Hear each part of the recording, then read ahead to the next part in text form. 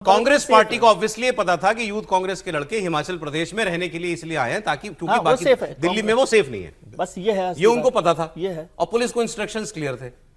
इन्होंने फोन फान किए होंगे ना जब इनको दिल्ली पुलिस ने अरेस्ट किया होगा। लोकल पुलिस को बताना चाहिए, नियम भी यही है।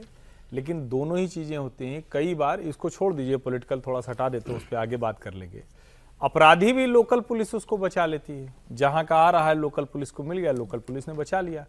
पॉलिटिकल अगर सिस्टम है, कोई विधायक सांसद से जुड़ा हुआ आदमी है तो वो उसको स्थानीय स्तर पर दरोगा वो जाने ही नहीं देता, कहता है कि नहीं हम जाने ही नहीं देंगे। तो कई बार अब ये पुलिस रिफॉर्म की जो बात होती है वो दब जाती है बार बार। ये पॉलिटिसाइजेशन हो या इस तरह का जो दिख रहा है दोनों के बीच में संवाद, और जरा सोचिए हमने कितनी बार देखा है। हमने वो भी तो देखा है, पंजाब पुलिस लेके जा रही थी उसको तजिंदर पाल सिंह बग्गा को। हाँ। क्या हाल हुआ था दिल्ली से यहाँ वहां, और ऐसे कई बार और हो चुका है। अलग अलग लोग आते हैं, अलग अलग लोग लेके जाते हैं लोकल पुलिस। लेकिन नहीं, सवाल यहाँ दूसरा है। क्या दिल्ली पुलिस ने पंजाब पुलिस को डिटेन कर लिया? क्या दिल्ली पुलिस ने पंजाब पुलिस के ऊपर एफआईआर करी? ये एक्सट्रीम पर वो नहीं किया, लेकिन घेरेबंदी वहां भी करनी पड़ गई थी। क्योंकि दिल्ली से तो पुलिस उठा के लेके चली गई थी पंजाब, हरियाणा में जाके उनको बैरिकेड कर दिया था। नहीं, बट पुलिस ने तो एक दूसरे को नहीं गिरफ्तार किया ना। वो वैसे नहीं किया, लेकिन मामला तो कुछ करते। लेकिन मैं क्या कह रहा हूं कि ये तभी होता है, और ये आज तक क्लैरिटी नहीं। जैसे कुछ मामलों में, किसी भी मामले में, अभिव्यक्ति के मामले में ऐसे क्या एफआईआर होकर उठा सकती है पुलिस? अगर ये खत्म हो जाए, आप अपना पक्ष रखें पहले। किसी भी हाल में ये अदालतें क्यों नहीं करती हैं? सुप्रीम कोर्ट का जजमेंट फिर तो फिर क्या है कि कोई पुलिस उठा ले जाती है जिसका नहीं हो पाया, वो फंस गया। इसमें सुप्रीम कोर्ट का जजमेंट है। एक्चुअली बिहार में हुआ था कि किसी राज्य की पुलिस बिहार में बिना बताए लोकल पुलिस को करने गई थी और हमला हो गया था। 3 पुलिसकर्मी मारे गए थे बहुत पहले। तो सुप्रीम कोर्ट का उसमें जजमेंट आया था कि भाई जब भी कोई दूसरे राज्य की पुलिस किसी पुलिस में जाए तो उस पुलिस के डीजीपी को इन्फॉर्म करे। वो सुरक्षा की दृष्टि से भी ठीक है, और चूंकि जो पुलिस है वो राज्य की जिम्मेदारी होती है। दिल्ली पुलिस का अधिकार हिमाचल के इसमें नहीं चलेगा, या कर्नाटक का पुलिस का अधिकार बंगाल की पुलिस पर नहीं चलेगा। तो आप दूसरे राज्य में जा रहे हो जहां आपका अधिकार क्षेत्र नहीं है, तो वहां जो है law and order Himachal police के ऑफिसर तो कह रहे थे कि आप पर इल्जाम है आपने अगवा किया लड़कों को। नहीं, तो वो तो यही मानेंगे ना कि आपके पास ट्रांजिट रिमांड नहीं है ना, परमिशन नहीं है ना आपके पास डीजी की। हमारी परमिशन नहीं है तो हम कैसे मान ले कि आप परमिशन लेकर जा रहे हो? उसका मतलब अगवा करके लेके जा रहे हो, उठा करके लेके जा रहे हो। आप नक्शल ने बता दीजिए कौन ठीक था दोनों में से? मुझे लगता है कि लेकिन देखिए, दिल्ली पुलिस इसलिए ठीक थी क्योंकि उस मामले में एफआईआर जो उन्होंने पहले दर्ज कर ली थी, पहले लोग उसके अंदर अरेस्ट है।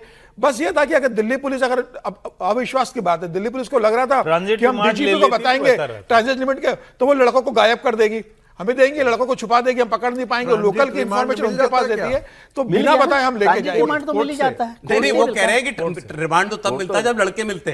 अगर पहले पुलिस को बता देते, तो लड़कों को गायब कर देते, छुपा देते थे, लड़कों को मिलते। चलिए सर, आगे बढ़ते हैं। उनके बिना लड़कों को। नरेंद्र मोदी इजरायल में आज उनका दौरे का दूसरा दिन है, दूसरा और अंतिम दिन, और कल उन्होंने वहां की पार्लियामेंट को संबोधित भी किया। पहले उसकी कुछ तस्वीरें आपको मैं जल्दी से दिखा देता हूं। बात करेंगे कंट्रोवर्सी की, इस पर कंट्रोवर्सी क्यों नहीं होगी, बहुत हुई। मोदी के नारे लगे, देखिए आप जरा।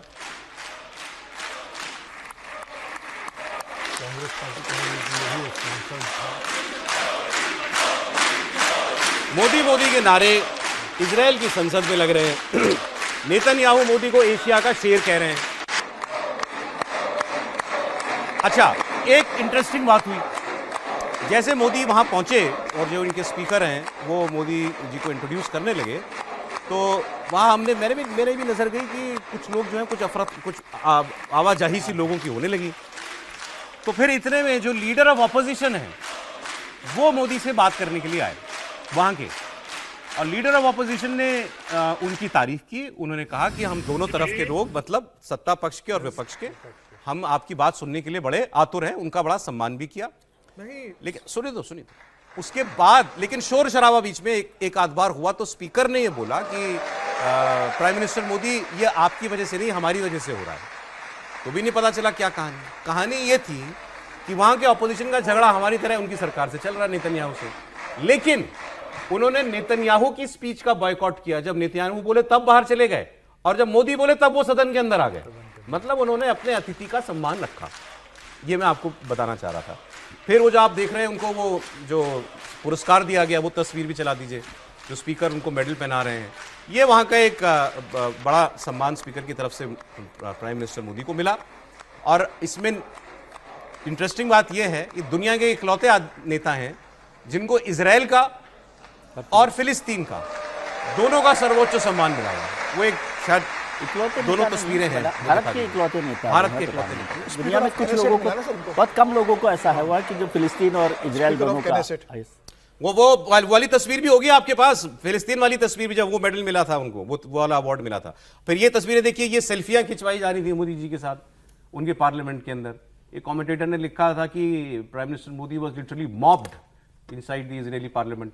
उनके साथ सेल्फी खिंचवाने को लेकर के बड़ा उनके सांसदों के अंदर क्रेज था। अब आइए कंट्रोवर्सी वाली बात पर।